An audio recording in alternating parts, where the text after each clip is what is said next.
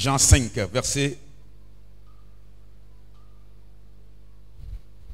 2-3.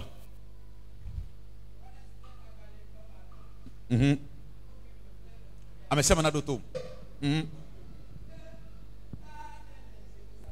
Tade le Jérusalem. Le alegua mti si woyona le hebrigbeme bena Bethesda esi nu akpata atonle akpata siawo me dolelawo peha nku agbato hondrowo titilelawo mlona henoa tila pe bublu lalam. Amen. Tade le Jérusalem. Praise the Lord. Il y a une piscine à Jérusalem. Le tamatoa. Au bord de cette piscine, il y a plusieurs malades qui sont étalés. Différents types de malades. On les rassemble autour de la piscine. Et ils attendaient qu'un ange vienne agiter l'eau. En fait, que quand un malade va tomber dans l'eau, qui est sa guérison? Il cherche quoi au bord de la piscine? Pardon. Qui sont ceux-là qui sont au bord de la piscine?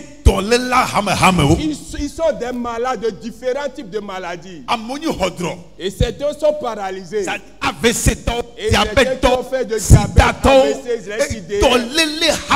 différentes sortes de malades.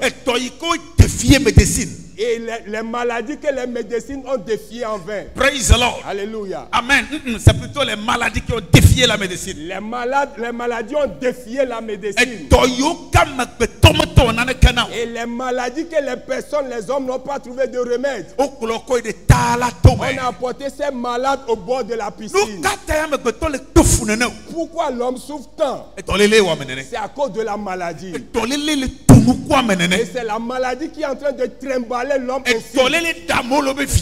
Et la maladie a fait sortir les gens dans leur village. Il les a fait quitter leur boulot. Il les a fait esclaves autour de la piscine de Bethesda. Et ils espèrent la venue d'un ange. Et pour qu'ils puissent avoir leur guérison. Je suis en train de prophétiser. Aucune mauvaise maladie ne va aucune maladie ne va assujettir. Le souffle de aucune maladie ne va nous assujettir. Alléluia. Dieu est esprit. Mais c'est lui qui a créé le corps. La Bible a dit au commencement, Dieu créa les cieux et la terre. Il est esprit. Mais il a créé la terre. Ce que les blancs appelaient la matière, c'est Dieu qui l'a créé. La Bible a dit qu'il a pris de l'argile. Dieu même a pris de l'argile. Et il a façonné, il a créé le corps. Il a créé le corps. Maintenant il a soufflé le souffle de vie. Et maintenant le corps est devenu chair vivante. Praise the Lord. Alléluia. Qu'est-ce qu'il peut avoir le dessus sur ce corps et Dieu ne peut pas le délivrer? Qu'est-ce qui est peut être cette chose qui peut ravir ce corps de la main de Dieu? Qui est cette puissance qui peut s'emparer de ce corps de la main de Dieu? Il a façonné le corps pour pouvoir l'utiliser. Il a dit, je ne me demeurerai pas dans la chose que l'homme aura faite par sa main. Mais il a créé le corps pour qu'il soit un instrument. Et la maladie a ce pouvoir. Et il s'est emparé du corps. Et il a assujetti. Et il le chagrinait. Le fait souffrir de jour en jour. Il a fait ôter de la joie. Et maintenant il l'a mis dans le chagrin, dans le graissement, dans la douleur. La Bible a dit qu'ils sont autour de la piscine de Bethsaïda. Espérer leur guérison. Dans cette semaine, il y a quelque chose qui te touche. Il y a quelque chose dans ton corps. Il y a quelque chose qui détruit ta chair. Je prie à mon Dieu qu'il ôte la chose, qu'il enlève la chose, qu'il enlève la chose, la chose qui dort. Amen. Amen. C'est lui-même qui a créé l'homme, qu'il soit un instrument dans ses mains. Il ne serait pas un instrument dans la main de la maladie. La Bible a dit qu'ils sont nombreux les malades. Aujourd'hui, quand tu écoutes cette parole, tu es en bonne santé. Tu ne peux pas savoir ce que ces malades enduraient. Lui aussi, il a eu un temps de joie. Lui aussi, il allait revenir.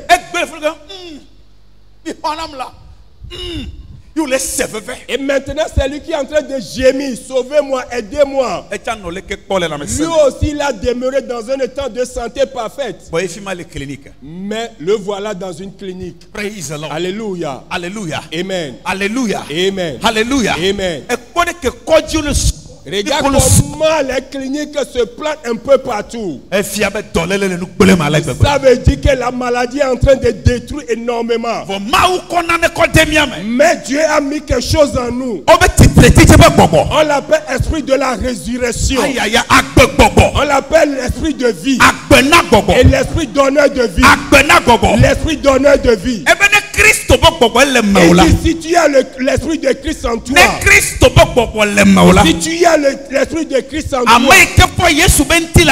celui-là qui a resté Christ d'entre les morts, d'entre les morts, et d'entre les malades, et celui-là va vivifier ton corps. Il va guérir ton corps. Il va vivifier ton corps. Par son esprit saint, il est en toi. Ça veut dire que l'esprit c'est une garantie pour la bonne santé. Et c'est une garantie pour notre bonne santé. Mais si la maladie est l'esprit va le faire sortir. Il est en nous. L'esprit de vie. L'esprit de bonne santé. Dis esprit de vie. Esprit de vie. Esprit de vie. Lève-toi et déclare esprit de vie. La vie est en moi. L'esprit de vie, il est en moi. L'esprit donneur de vie, il travaille en moi. La maladie ne peut pas m'assurer. Je le peux. La maladie ne peut pas m'assurer. Est la vie. La vie. La vie est en moi. La vie est en moi. L'esprit donneur de vie. L'esprit donneur de vie. Œuvre en moi. Alléluia. Alléluia. J'étais à l'hôpital de Toko la dernière fois. J'ai vu les corps étalés dans les couloirs. Ce ne sont pas des morts, mais des malades. Tu sais ce qui m'est arrivé en tête. L'esprit de maladie l'esprit des maladies les a conduits.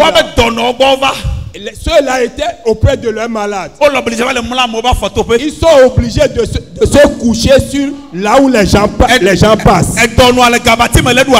Et le malade est sur le lit en train de gémir. Eux, ils se sont couchés dans le couloir.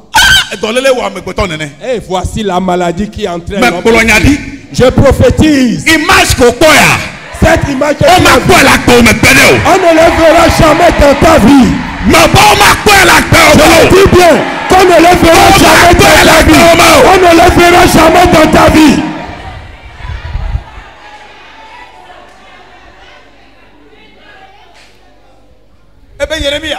Il dit Jérémie, je suis le Dieu de toute chair. Je suis le Dieu de toute chair. Est-ce que quelque chose m'est impossible? Quelque chose peut ravir le corps de ma mère. Est-ce que quelque chose m'est impossible? à ce corps. Me déclarer. Je déclare. La solution à tout ceci de la chair. Je m'agenouille à l'Éternel. Toute maladie de nos vies. Dans cette semaine, la main de la vie éternelle qu'elle touche ton corps et qu'elle touche ton sein. Qu'elle penser ta vie. La guérison subite. Jesus. Sister Germaine. La sœur Germaine a fait venir une de ses amies auprès de moi. Je l'ai vue plusieurs fois dans la séance de l'armée de midi. La dernière fois, l'Esprit m'a propulsé vers elle pour que je prie pour elle. Et je l'ai appelée, j'ai prié pour elle. Je ne savais pas la situation qu'elle endurait. Mais l'Esprit m'a utilisé en sa faveur. La dernière fois, elle est venue d'Adi.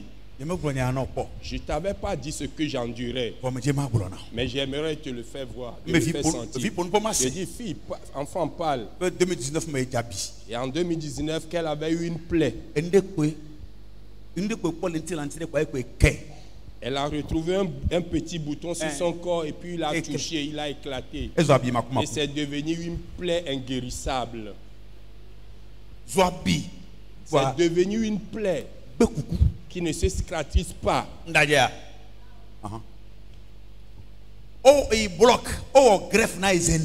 Il a suivi 4 fois une opération chirurgicale mais sans résultat.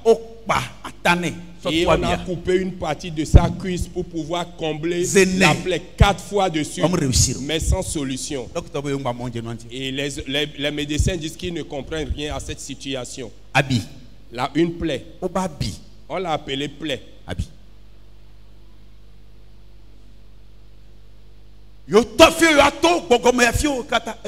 Ils sont passés par où ils peuvent passer, mais c'est sans solution. Et les gens sont fatigués de sa situation, ils l'ont laissé à son sort. Mais Daddy, la dernière fois quand tu as prié pour moi, il y a quelque chose qui s'est passé dans ma vie. Amen. Amen. Praise the Lord. Alléluia. Et arrivé à la maison, je me reposais. Et on me montrait ma jambe.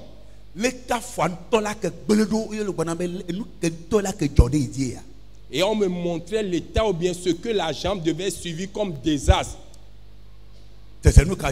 Et qu'est-ce qui s'est passé? Et dans ce qu'elle a vu dans le rêve, on fait sortir des mèches. On fait sortir des mèches de la plaie. Et on ramassait, on fait sortir des choses semblables à des laits caillés. Et elle a été étonnée dans le rêve. On fait sortir des choses, des mèches et puis les caillés, sous forme de lait caillé.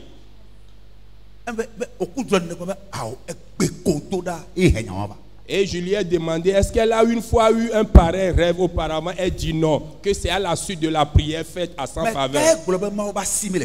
Qui t'a dit que la main de Dieu n'est pas ici? Et à moins que toi-même tu ne sois pas là. Je ne savais pas ce que cette femme traversait. Mais Dieu a programmé de la toucher. Dans cette semaine, à partir de mercredi et jusqu'au dimanche. Et même si la situation demeure telle qu'elle était, alors c'est toi-même qui es la catastrophe pour ta vie. Elle dit qu'on a fait sortir des mèches de différentes couleurs. On a fait sortir de la mèche de la plaie. Est-ce que tu as vu ça? Tu as vu ce qui s'est produit en esprit. Si ces choses demeurent dans la plaie, on ne peut pas faire la greffe et avoir une solution.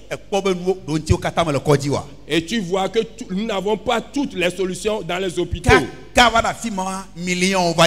Jusqu'à ce point-là, on a déjà dépassé des millions, mais la plaie demeure toujours telle qu'elle était.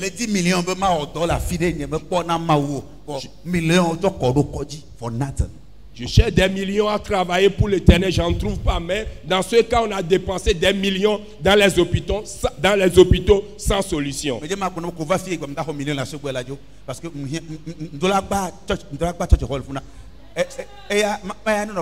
Amen. Je te mets cette puce à l'oreille. Amen. Je te fais écouter ceci en attendant. Alléluia. Avant de quitter, je vais prendre des millions auprès de toi. On doit mettre la toiture. Je vais acheter des tôles pour le camp. Alléluia. Amen. Praise the Lord. Alléluia. Une belle jeune dame. Une belle dame, on a dépensé énormément de sous pour sa plaie. Mais c'est sans solution. Elle a vu un bouton qu'elle a touché, puis c'est fini, c'est devenu une plaie. Voici la vie que nous vivons.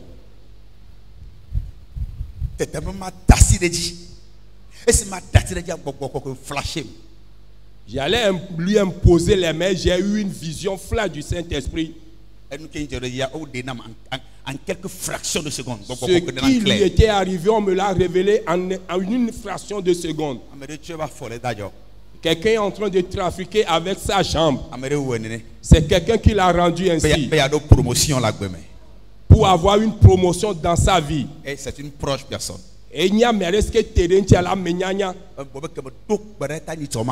après avoir pris. Amen. Après la prière faite en sa faveur la dernière fois, l'alliance a été brisée.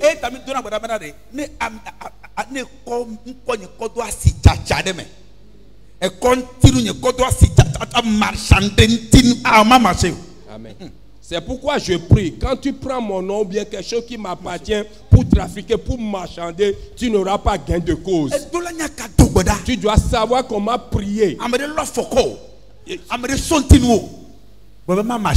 Amen. Ça ne marchera pas. Quand tu fais des trafics avec un pas de le sable de mon pas ou bien avec quelque chose qui m'appartient, tu n'auras pas gain de cause. Ça ne marchera pas. Ça ne marchera pas. Amen. Quand tu kidnappes mon enfant pour aller le sacrifier à un vaudou, le vaudou va le refuser. Praise the Lord. Alléluia. Alléluia. Amen. Zwanda kapatuya. Amen. Amen. Le trafic n'aura pas lieu. On ne va pas trafiquer avec ça n'arrivera, ça n'aura jamais de fait. Ça ne réussira jamais. Praise the Lord. Alléluia. Ça ne réussira jamais.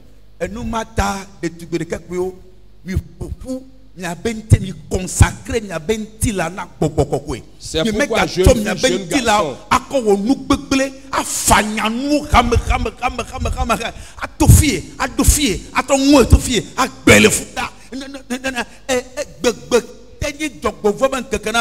I don't know for you.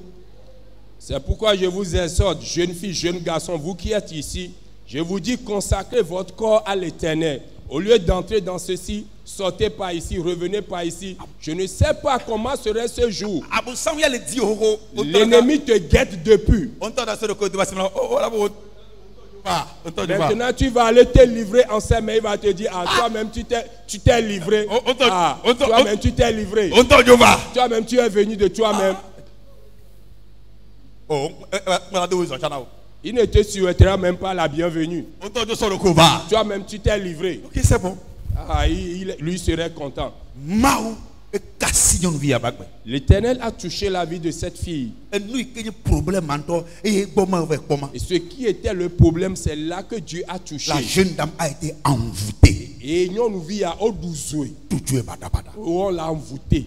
Et puis, 2019, 2024. Depuis 2019, elle a une plaie qui ne se cicatrise pas.